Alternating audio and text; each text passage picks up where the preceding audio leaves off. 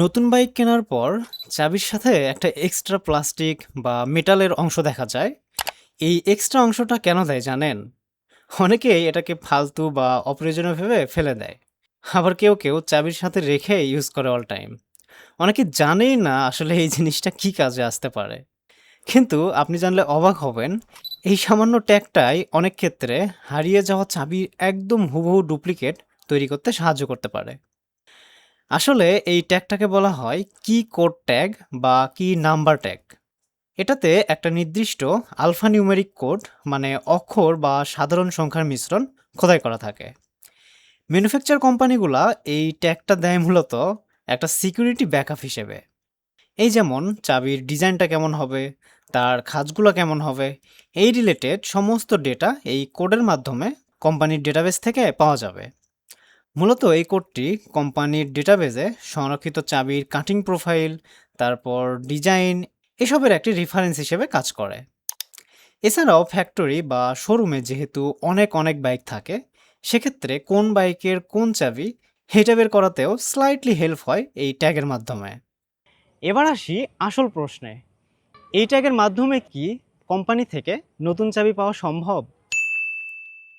Well, the answer is yes.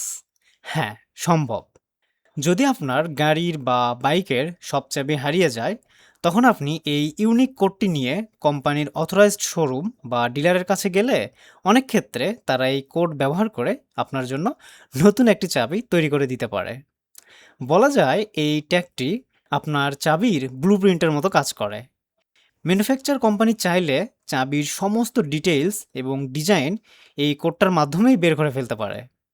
কিন্তু দুঃখজনক ব্যাপার হচ্ছে, এই ট্যাগটা আমাদের দেশে সাধারণত তেমন কোনো কাজেই আসে না।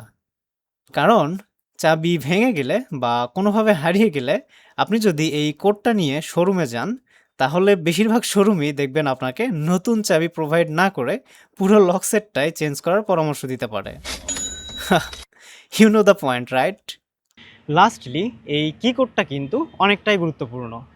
যদিও বাংলাদেশের প্রেক্ষাপটে এর ব্যবহার তেমন একটা দেখা যায় না, তবে চাবি হারিয়ে গেলে এটি যেমন আপনার কাজে আসতে পারে, ঠিক তেমনি ভুল কোনো মানুষের হাতে পড়লে আবার তারা এই কোডটা ব্যবহার করে আরেকটা চাবি তৈরি করার চেষ্টাও করতে পারে।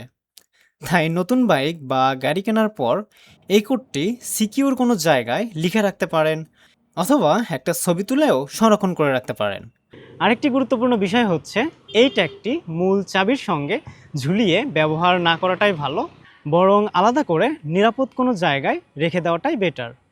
ধন্যবাদ।